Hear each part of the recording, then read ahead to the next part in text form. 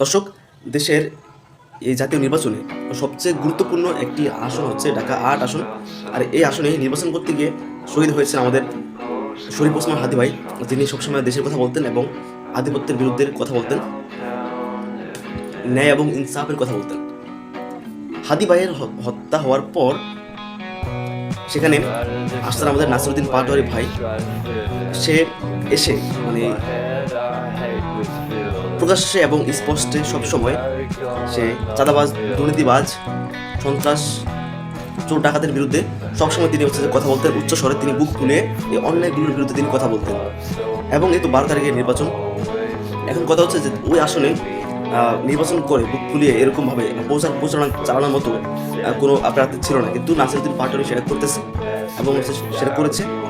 কিন্তু সে জানে মানে এই একটা অবস্থানে এসে ঢাকা ৮ আসনের মধ্যে এসে এরকম করে এগুলো বলা হচ্ছে জলে নেমে কুমিরের লেজ দিয়ে মানে কান কান খুচরানো, ঠিক আছে। কিন্তু সে জানে যদি নির্বাচনে যদি নাসিরুদ্দিন পাটোয়ারি হেরে যায় তাহলে তার পরিণতিরা সবাই বলতেছে ভালো হবে না। সবাই বলতেছে যে নাসিরুদ্দিন পাটোয়ারি হেরে গেলেন তার অনেক বড় ক্ষতি হয়ে যাবে এবং তার প্রতি কোনো হুমকি দামকি আসবে এবং তার উপর অনেক থ্রেট নেমে আসবে। সে নাসিরুদ্দিন পাটোয়ারি জানে, কিন্তু সে কাউকে ভয় পায় না। এই জন্য তিনি যত থ্রেট হোক সেই সত্যের কথা বলেন এবং হচ্ছে যে চোর, বাটপার, চাঁদাবাজ, দুর্নীতিবাজ, সন্ত্রাস, ডাকাতদের বিরুদ্ধে কথা বলে।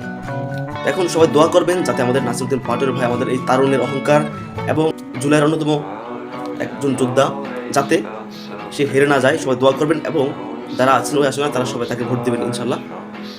আমাদের দেশে আমাদের আগামী দেশটা যাতে তরুণদের হাতে আসে, এটা কি প্রত্যাশা।